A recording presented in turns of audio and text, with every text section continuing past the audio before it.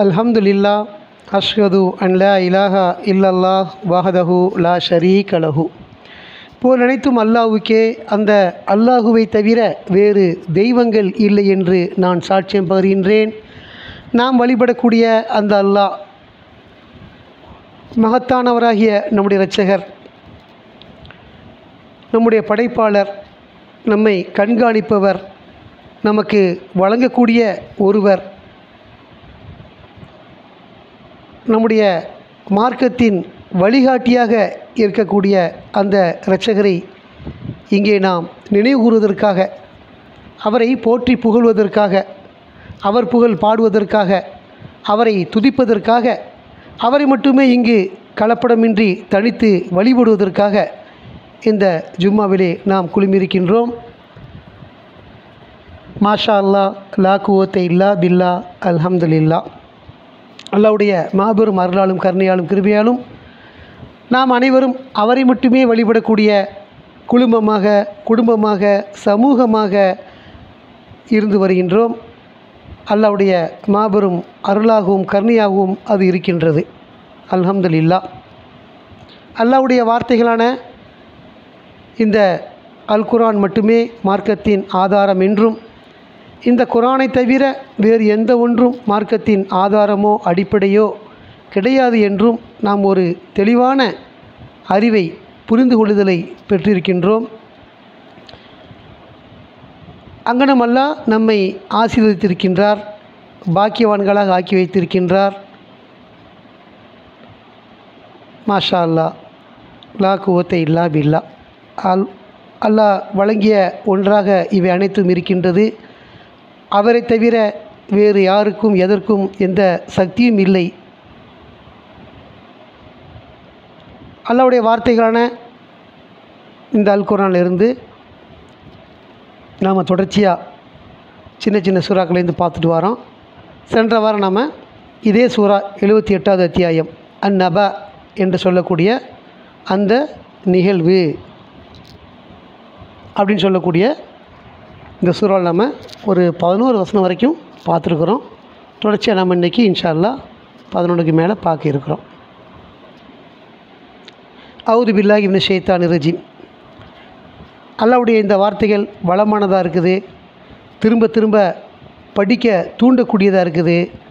ஒவ்வொரு சமயத்திலையும் நாம் சரியான விஷயங்களை பல்வேறு சமயங்கள்லையும் அடையக்கூடிய ஒன்றாக வழிவகை செய்யப்பட்டிருக்குது. இந்த குர்ஆன் அற்புதம் நிறைந்த குர்ஆனாக இருக்கின்றது. அப்படிப்பட்ட இந்த குர்ஆனில் இருந்து நாம் இன்றைக்கி நம்ம 11க்கு மேலே பார்ப்போம். அவுது பில்லாஹி மினஷ் ஷைத்தானிர் ரஜீம். 12 7 பிரபஞ்சங்களை உங்களுக்கு மேலே நாம் நிர்மாணித்தோம் அப்படின்னு 12 தொடங்குது. அதுக்கு முன்னே சென்ற வாரம் பார்த்தது என்ன? அவர்கள் என்ன கேள்வி எழுப்புகின்றனர்? மகத்தான அந்த நிகழ்வு அவர்களால் தர்க்கித்து கொண்டிருக்கப்படுவது. மெய்யாகவே அவர்கள் கண்டுகொள்வார்கள், மிக நிச்சயமாக அவர்கள் கண்டுகொள்வார்கள். வசிக்கத்தக்கதாக இந்த பூமியை நாம் ஆக்கவில்லையா? மேலும் மலைகளை நிலைப்படுத்திகளாக உங்களை நாம் ஒருவருக்கு மற்றொருவரை ஜோடிகளாக படைத்தோம். நீங்கள் ஓய்வெடுப்பதற்காக தூக்கத்தை நாம் படைத்தோம். இரவானதை ஒரு மறைப்பாக நாம் ஆக்கினோம். மேலும் பகலானதை வாழ்வாதாரங்களை தேடுவதற்காக அப்படின்னு சென்ற வாரம் இந்த வசனத்துக்குரிய விவரங்களை பார்த்தோம். அவருடைய தொடர்ச்சி அன்னைக்கு 12ல் 7 பிரபஞ்சங்களை உங்களுக்கு மேலே நாம் நிர்மாணித்தோம் அப்படின்னு சொல்கிறார். நமக்கு மேலே அடுக்கடுக்காக 7 பிரபஞ்சங்கள் இருக்குது. அதில் நாம் ஒரு சின்ன இந்த பூமியில் ஒரு பிரபஞ்சத்தில் வாழ்ந்துட்டுருக்குறோம். ஏன்னா கடவுளுடைய மகத்துவம் அத்தகைய வல்லமை மிக்கது, பெரியது அப்படிங்கிறத அறிவதற்கு தான் அல்லாஹ் நமக்கு அதை சொல்கிறார். அவர் மிக பிரமாண்டமான ஒரு படைப்பாளர்.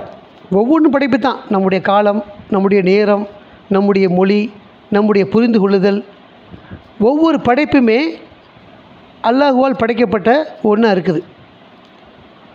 அது மாதிரி ஒரு படைப்பை தான் அல்லாஹ் நமக்கு நினைவுபடுத்துகிறார். உங்களுக்கு மேலேயும் 7 பிரபஞ்சங்கள் இருக்கிறத பற்றி சொல்கிறார். அதெல்லாம் நம்ம அல்லாஹ்வுடைய பிரம்மாண்டமான வல்லமையை சக்தியை புரிந்து கொள்வதற்கு அந்த வசனங்கள் நமக்கு ஏதுவாக இருக்குது. அப்போ நமக்கு மேலே நாம் வாழ்கிற இந்த பூமியில் மேல் நோக்கி பார்த்தோம்னு சொன்னால் நமக்கு மேகங்கள் இருக்குது, வானம் தெரியுது, பல மண்டலங்கள் இருக்குது, கிரகங்கள் இருக்குது. இப்படி அடுக்கடுக்காக பல நிலைகளை எல்லாம் படைச்சிருக்கேன்னு சொல்கிறார். அந்த படைப்பில் 13 சொல்லும்போது பிரகாசமானதொரு விளக்கை நாம் படைத்தோம் அப்படிங்கிறார். 7 பிரபஞ்சத்தை படைச்சிருக்கிறாரு. இதில் பிரகாசமான விளக்கை நாம் படைத்தோம். அது எதை குறிப்பிட்டு சொல்கிறாருன்னா சூரியனை சொல்கிறார். இந்த ஒட்டுமொத்த உலகத்துக்குமே சூரியன் உதயமாகுது, அதனுடைய வெளிச்சம்தான் எல்லா பக்கமும் படர்ந்து இருக்குது இல்லையா? அப்படிங்கிறத நம்ம பார்க்குறோம். பிரகாசமானதொரு விளக்கை நாம் படைத்தோம் அப்படின்னு சொல்கிறார். நம்ம சில சமயங்களில் பூமிக்கு அருகாமையில் அது சுழற்சியின் அடிப்படையில் வரும்போது நம்ம வெயில் காலத்தை அனுபவிக்கிறோம்.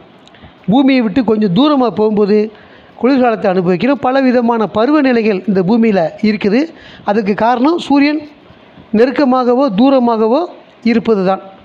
அது நீல வட்டத்தில் அப்படி சுழன்று வரும் பொழுது ஒவ்வொரு பருவகாலம் ஏற்படுதுங்கிறத நம்ம அறிஞ்சிருக்கிறோம். அப்போ பிரகாசமானதொரு விளக்கை நாம் படைத்தோம் நல்லா சொல்கிறாருன்னா, அந்த விளக்கு இல்லைன்னு சொன்னால் நமக்கு வாழ்க்கையே கிடையாது. நாம் கண்ணை கொண்டு பார்க்குறோம், கண் தான் பார்க்குதா அப்படின்னா ஒளி இல்லாமல் கண்ணை கொண்டு பார்க்க முடியாது.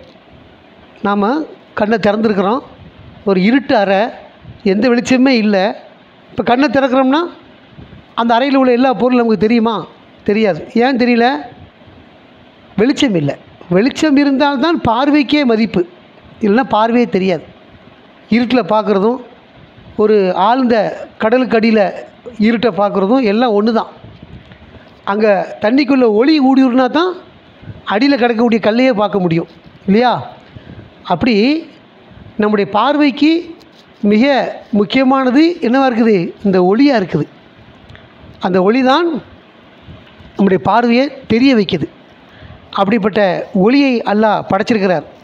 நம்ம வாழ்வதற்கு ஏற்ப ஒளி, தேவையான வெப்பம், எவ்வளோ பொருள் காய வைக்கிறோம் அதுக்கு வெயில் தேவைப்படுது. எவ்வளோ மழை பெஞ்சு சேரும் சகதியும் ஆயிடுச்சுன்னா, ஒரு நாள் வெயில் அடிச்சிச்சின்னா என்ன அந்த ஊர் சுத்தமாயிடும், காஞ்சிருச்சுன்னா அந்த சதசதப்பு இருக்காது. இப்படி அந்த ஒளி தரக்கூடிய விளக்கை கொண்டு நாம் ஏராளமான நன்மைகளை அடையக்கூடிய மக்களாக இருக்கிறோம். அப்போது பிரகாசமானதொரு விளக்கை நாம் படைத்தோம் நல்லா சொல்கிறாருன்னா, அதில் நம்ம என்னென்னலாம் பயன்பெறோம் அப்படின்னு நம்ம சிந்திக்கிறோம். நாம் உண்ணக்கூடிய உணவுகள், பயிருடைய வளர்ச்சியெல்லாம் அந்த வெப்பத்தால் தான் இருக்குது. சூரிய ஒளி இல்லைன்னா தாவரங்கள் வளர்கிறது ரொம்ப கஷ்டம். தாவரங்களுக்கு என்ன இருக்குது? சுவாசம் இருக்குது. அந்த ஒளி வந்தால் தான் அதன் மூலமாக அந்த தாவரங்கள் சுவாசிக்குது, இலைகள்லாம் சுவாசிக்குது. அதை சோதனையின் மூலம் கூட நம்ம பார்த்துருக்குறோம். ஒரு சாதாரண ஒரு கண்ணாடி பாட்டில் எடுத்துக்கிட்டு அதில் ஒரு செடியை பிடுங்கி அந்த தண்ணிக்குள்ளே வேறு முங்குற மாதிரி அரைவாசியை போட்டுட்டோம்னு சொன்னால் அது உள்ளே இருக்கும். அதை வெயிலில் கொண்டு வச்சுக்கவேன், இந்த செடியே முங்குற அளவுக்கு தண்ணியை ஊற்றிட்டு வெயிலில் வச்சோம்னா அது சுவாசிக்கிறத நம்ம பார்க்க முடியும். செடி மூழ்கி இருந்தாலும் நிழலில் இருக்கும்பொழுது சுமத்தான் இருக்கும், எந்த குமிழையும் பார்க்க முடியாது, முட்டை வெளியே வராது. வெயிலில் கொண்டு வச்சோம்னா வெப்பத்தால் அது என்ன செய்யுது? இயங்குது, சுவாசிக்குது. அப்படிங்கிறத எப்போ பார்க்க முடியும்? வெயிலில் வைக்கும்போது அந்த தண்ணிக்குள்ளே இருந்து செடி மூழ்கி இருந்தாலும் டுபு டுபு டுபு டுபுன்னு அந்த நீர் குமிழிகள் உள்ளேருந்து வெளியேறிக்கிட்டே இருக்கும். அப்போ அதன் மூலம் நம்ம அறிய முடியும். தண்ணிக்குள்ளே காற்று போக முடியாது. தண்ணிக்குள்ளேருந்து காற்று எப்படி வருதுன்னா அப்போ அந்த தாவரம் சுவாசிக்குது. எப்போ சுவாசிக்குது? அந்த சூரியனுடைய ஒளி படும்பொழுது சுவாசிக்குது. அப்படிங்கிறது நம்மளால் அறிய முடியும். ஆக நாம் உண்ணக்கூடிய உணவுக்கு இன்றியமையாத ஒரு படைப்பாக அந்த விளக்கு இருக்குதுங்கிறத நாம் அறிந்து கொள்கிறோம், புரிந்து கொள்கிறோம். அது அல்லாஹ் நமக்கு சொல்கிறார். பிரகாசமானதொரு விளக்கை நாம் படைத்தோம். அந்த விளக்கை வச்சு தான் நமக்கு ஒளி இருக்குது, வாழ்வு இருக்குது, உணவு கிடைக்கிது, நம்முடைய புழக்கங்கள் இருக்குது. எல்லா வகையான நன்மைகளும் அந்த ஒற்றை பிரகாசமான விளக்கை கொண்டு, சூரியனை கொண்டு இருக்குது அப்படின்னு நாம் அறிஞ்சிருக்கிறோம். அப்பேற்பட்ட மகத்தான பல்வேறு லாபங்களை, நன்மைகளை தரக்கூடிய ஒரு சூரியனை அல்லாஹ் நமக்கு விளக்காக, வெளிச்சமாக படைத்திருக்கின்றார். அடுத்து சொல்கிறாரு, மேகங்களில் இருந்து ஊற்றப்படுகின்ற தண்ணீரை நாம் இறக்கி அனுப்பினோம் அப்படிங்கிறார். மேகங்கள்லேருந்து மலைகளை நம்ம பெறக்கூடிய மக்களாக இருக்கிறோம். இந்த மேகங்கள் எப்படி உருவாகுது அப்படின்னா, இங்கே பூமியில் இருக்கக்கூடிய நீர்நிலைகள், ஈரங்கள் எல்லாமே எவாப்ரேட் ஆகுது. எதன் மூலமாக? இதே சூரிய வெளிச்சத்தை கொண்டு தான். சூரிய ஒளி அடிச்சிச்சின்னா காய ஆரம்பிக்கும். நிறைய நம்ம பார்க்கலாம். பகல், அதாவது நம்ம ஒரு குளிர்காலத்தில் ஒரு ஈரமான துணியை அப்படியே போட்டோம்னாக்கா அதுலேருந்து ஆவியாக கிளம்புறதை பார்க்க முடியும் நம்மளால். நீராவி போல் அது ஆவி கிளம்பும். என்னது? காய்வதற்கு அப்படி ஒரு இயக்கம் இருக்குது. அந்த நீராவிகள் என்ன செய்யுது? வானத்தை போய் அடியுது, மேகங்களை உருவாகுது. கடலில் தண்ணி ஏகப்படுது கிடக்குது. வெயில் அடிக்கும்போது என்ன ஆகுது? அங்கே எவாப்ரேட் ஆகும். எவாப்ரேட் ஆகி மேகங்களாக உருவாகும். அது கருக்கொள்ளும், திருப்பி மழையாக மாறும். எல்லாம் நல்லா செய்கிறாரு.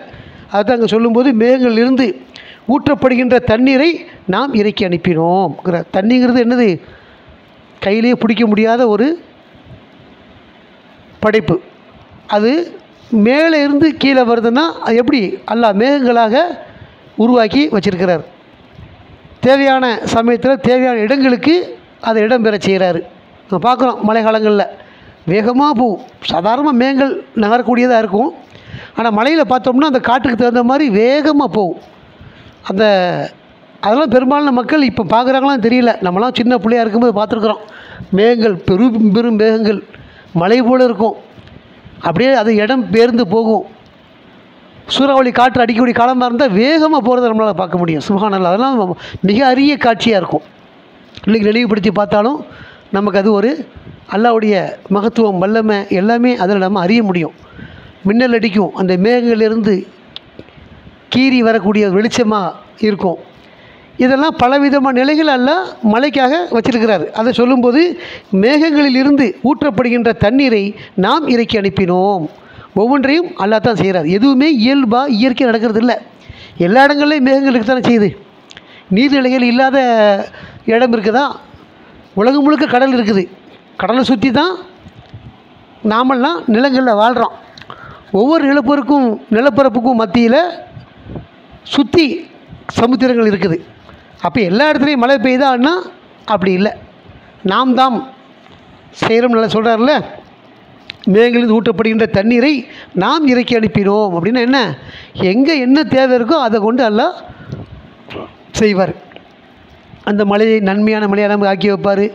பயிர்கள் விளைவதற்கு ஏதுவாக்கி வைப்பார். சில இடங்கள் அழிக்க நாடினார்னா பெரும் மழையை கொண்டு, வெள்ளத்தை கொண்டு அந்த ஊரையும் அழிக்குவார். எல்லாமே அல்லாஹ் கையில் தான் இருக்கே தவிர, அவர் நாட்டத்தில் இருக்கே தவிர எதுவுமே இயற்கை கிடையாது. இயற்கையாக இருந்தால் எல்லா பக்கம் சமமான மழை பெய்யணும். எல்லா பக்கம் தண்ணி இருக்குது, எல்லா பக்கம் மேகம் இருக்குது. அங்கங்கே பொழியலாமல் ஏன் பொழிய மாட்டேங்குது? கடவுள் தான் அதனை தீர்மானிக்கிறார், எங்கு எது நிகழ வேண்டும் என்று. அவ்வண்ணம் அது நிகழ்கின்றது. மேகங்களிலிருந்து ஊற்றப்படுகின்ற தண்ணீரை நாம் இறக்கி அனுப்பினோம். அதனை கொண்டு தானியங்களையும் தாவரங்களையும் முளைப்பிப்பதற்காக அப்படின்னு சொல்கிறார். இந்த மழையை கொண்டு நாம் என்ன அடைகிறோம்னா, தானியங்களையும் தாவரங்களையும் முளைப்பிப்பதற்காகத்தான் அதை அல்லாஹ் அப்படி செய்கிறாரு. நாம் உணவு, அரிசி உணவு வச்சுருக்கிறோம், தானிய வகைகள் உணவு வச்சுருக்கிறோம், பயிர் வகைகள் எதுவாக இருந்தாலுமே சரி. தாவரம், அந்த கீரையாக சாப்பிட்டா தாவரம், தானியமாக சாப்பிட்டா ஒரு வகையான உணவுகள். இதனையெல்லாம் முளைப்பிப்பதற்காகத்தான் அந்த தண்ணீரை அல்லாஹ் இறக்கி அனுப்புகின்றார். மழை இறக்கி அனுப்புறதுக்கு காரணமே நம்முடைய நன்மைக்காகத்தான். தண்ணி இல்லைன்னு சொன்னால் விவசாயம் கிடையாதுல்ல. விவசாயம் எப்படி ஏற்படுது அப்படின்னு சொன்ன அன்றைக்கி மலைகள் பொழியுது, நிறைய டேம்களில் தண்ணீரை தேக்கி வைக்கிறாங்க. தேவையான இடங்களுக்கு அந்த வழித்தடங்களை, வாய்க்கால், ஆறு அப்படிங்கிற அடிப்படையில் அங்கே வெளியிடுறாங்க. அந்த ஆற்றோரமாக இருக்கக்கூடிய மக்கள் அதை கொண்டு பயிர் செய்கிறாங்க. ஆற்றோரமாக இருக்கக்கூடிய மக்கள் அதன் வழியாக வாய்க்காலுக்கு வெட்டி கொண்டு போய் அந்த தண்ணியை சேமித்து வைக்கிறாங்க. அதை கொண்டு தேவையான விவசாயங்களை செய்யக்கூடிய மக்களாக இருக்கிறாங்க. அப்போ மேகங்களிலிருந்து ஊற்றப்படக்கூடிய தண்ணி விவசாயத்திற்காகத்தான் இருக்குது. அதுதான் எல்லாம் சொல்லும்போது தானியங்களையும் தாவரங்களையும் முளைப்பிப்பதற்காக. அந்த தண்ணி இல்லைன்னா எதுவுமே முளைக்காது அப்படிங்கிறத எல்லாம் சொல்கிறார். பாலைவனத்தில் பார்க்குறோம், மணலாக இருக்குது. ஏதாவது பார்க்க முடியுதான்னா இது மாதிரியான ஒரு விவசாய நிலத்தை பார்க்க முடியாது. பாலைவனத்தில் எது வாழுதோ அந்த வாழக்கூடிய உயிரினங்களுக்கு தேவையான உணவு அங்கே கிடைக்கும். பாலைவனத்தில் பாம்பு இருக்கும், பல்லி இருக்கும், ஓனாக இருக்கும். ஒன்று ஒன்று பிடித்து சாப்பிடக்கூடிய வகைகளாக படைப்பு இருக்கும். ஒரு கள்ளிச்செடியை பார்த்தாலும் கூட ஆங்காங்கே கள்ளிச்செடிகள் இருக்கும். பாலைவனத்தில் ஒட்டகங்கள் அங்கே வாழுது. அதற்கு தேவையான உணவு அல்லாஹ் அங்கே வச்சுருக்கிறார். ஆனால் பசுமையாக இருக்கக்கூடிய வயக்காடுகளை எங்கே பார்க்க முடியாது? பாலைவனத்தில் பார்க்க முடியாது. இப்படி அல்லாஹ் நமக்கு என்ன செய்கிறாரு? தானியங்களையும் தாவரங்களையும் முளைப்பிப்பதற்காக இந்த மழையை பொழிகின்றார். நாம் அதிலிருந்து நன்மைகளை அடைகிறோம். அதன் மூலமாக நம்ம வருவாய் ஈட்டுறோம், நம்முடைய உணவுகளை பெருக்கிக் கொள்கிறோம். அதுக்கு நாம் நன்றி செலுத்தக்கூடிய மக்களாக இருக்கணும். அப்படிங்கிறதுக்கு தான் இந்த வசனங்கள் எல்லாம் சொல்கிறார். தொடர்ச்சியாக நம்ம 16 இருந்து பார்ப்போம். தூபு இலல்லாஹ்.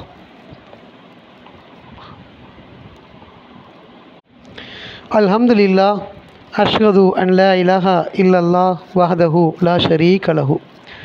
புகழனைத்தும் அல்லாஹ்வுக்கே, அந்த அல்லாஹ்வை தவிர வேறு தெய்வங்கள் இல்லை என்று நான் சாட்சியம் பகிர்கின்றேன். நாம் வழிபடக்கூடிய அந்த அல்லாஹ் தனித்தவராகவும் இணைகளற்றவராகவும் ஏகோபித்த அதிகாரத்திற்கு உரிமை உள்ள ஒருவராகவும் தனித்தவராகவும் இணைகளற்றவராகவும் இருக்கின்றார். அத்தகைய மகத்தான நம்முடைய இரட்சகரை இங்கே நாம் அவரை மட்டும் கலப்படமின்றி தனித்து வழிபடுவதற்காக இந்த ஜும்மாவுடைய 2வது அமர்விலே அமர்ந்திருக்கின்றோம். மாஷா அல்லா, லா குவத்தை இல்லா பில்லா, அல்ஹம்துலில்லாஹ்.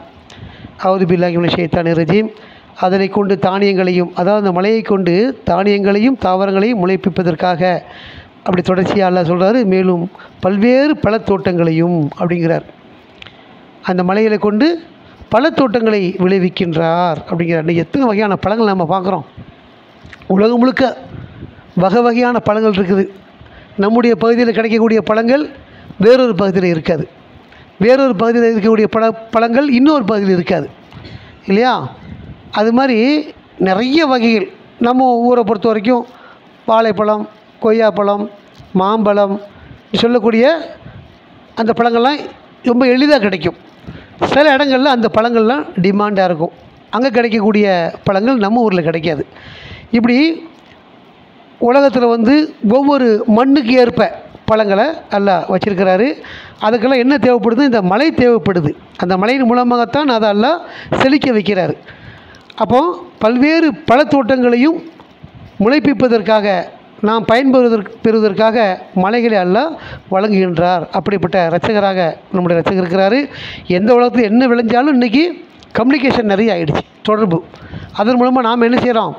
எல்லா விதமான பழங்களையும் அனுபவிக்கக்கூடிய மக்களாக இருக்கிறோம். தர்ம கிவி ஃப்ரூட்டு நம்ம ஊரில் கிடையாது.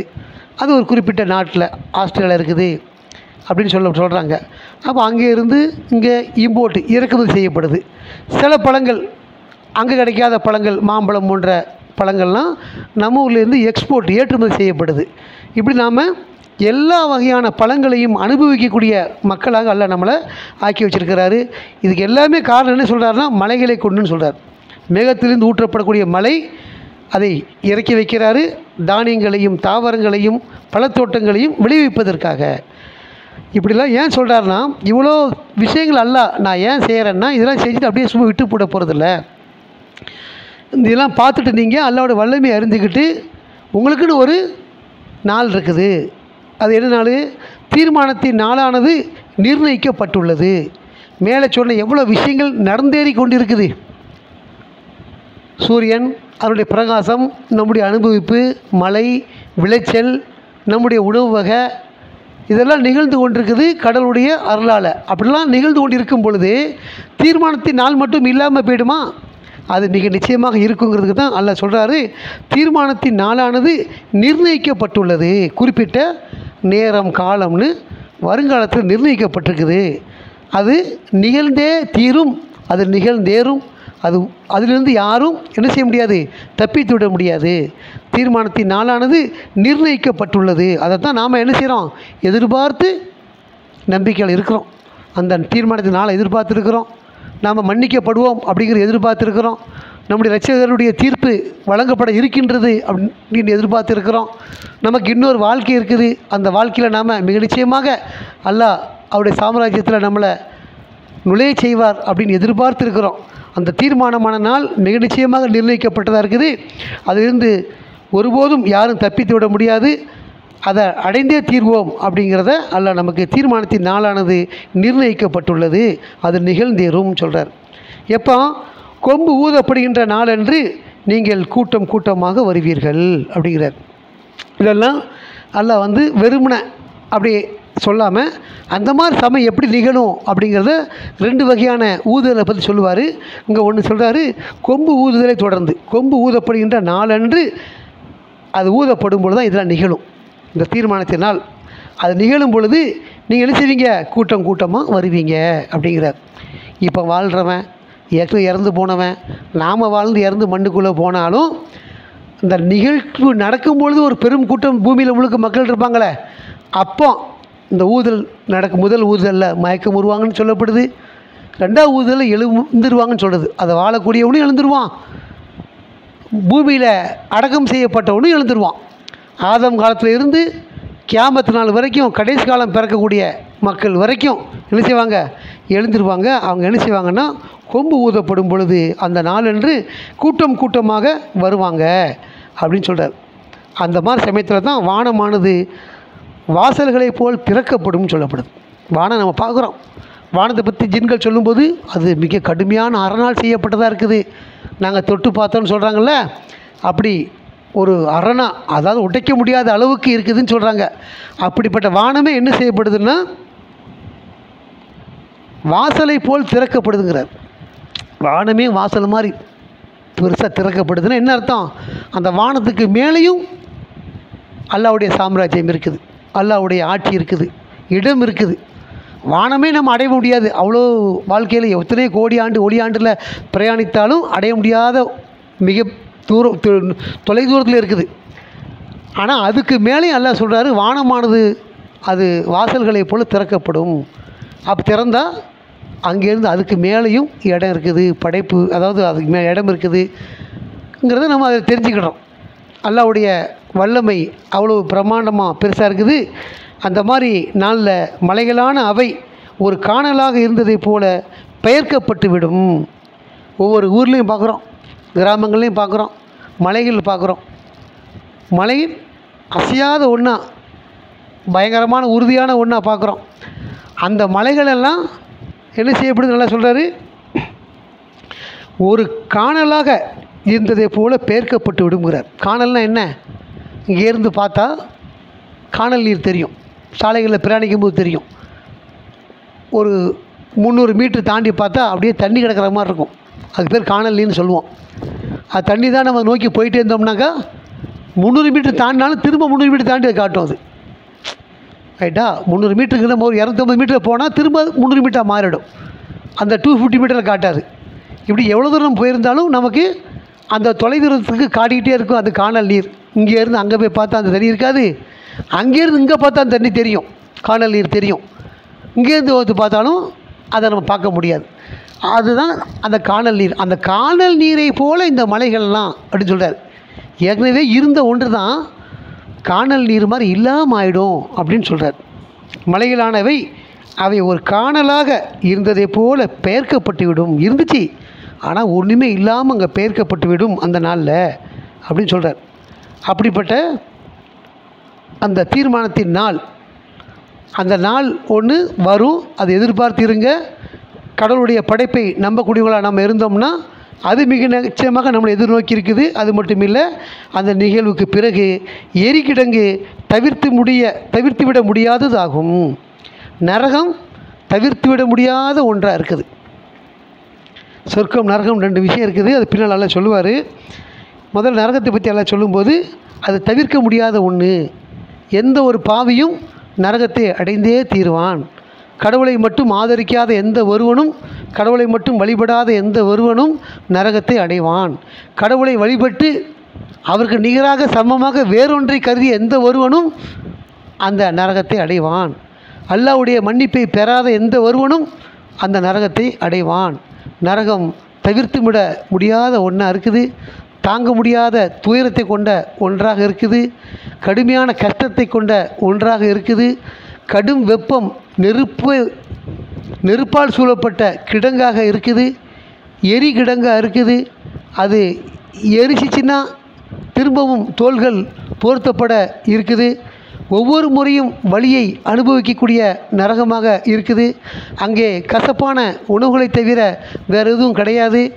அந்த உணவுகள் நம்முடைய பசியை தீர்க்காது, எந்த சக்தியும் தராது அப்படிங்கன்னு பல வர்ணனைகள் அல்லாஹ் நமக்கு சொல்கிறாரு. அந்த எரிகிடங்கை பற்றி அல்லாஹ் சொல்லும்போது, இந்த தீர்மானமான நாளுக்கு பிறகு வானமானது வாசல்களில் போல் திறக்கப்படும், மலைகளானவை அவை ஒரு காணலாக இருந்ததை போல் பெயர்க்கப்பட்டுவிடும், எரிகிடங்கு தவிர்த்து விட முடியாத ஒன்றாகும். வரம்பு மீறுபவர்களுக்கு அதுதான் அவருடைய தங்குமிடமாக இருக்கும். தங்குமிடம்ங்கிறது நம்மளாம் இன்றைக்கி உலகத்தில் பூமியில் வாழ்கிறோம், ஒரு வீட்டில் வசிக்கிறோம், நமக்கு ஒரு ஆறுதலாக அந்த இருக்குது. எவ்வளவு வேலை செஞ்சாலும், எவ்வளவு வெளியில் போயிட்டு வந்தாலும் நமக்கு ஆறுதல், உறங்குவதற்குள்ள இடம், அல்லாஹ் படைத்த தூக்கம், அதை அனுபவிப்பதற்கு இல்லம்தான் நம்முடைய ஓய்வு இல்லமாக ஆறுதலாக இருக்குது. அந்த ஆறுதல் இல்லமே நரகமாக இருந்தால் எவ்வளோ துன்பமான ஒன்றா இருக்கும் அது. அப்படிப்பட்ட துன்பத்தை அல்லாஹ் அங்கே நினைவுபடுத்துகிறாரு.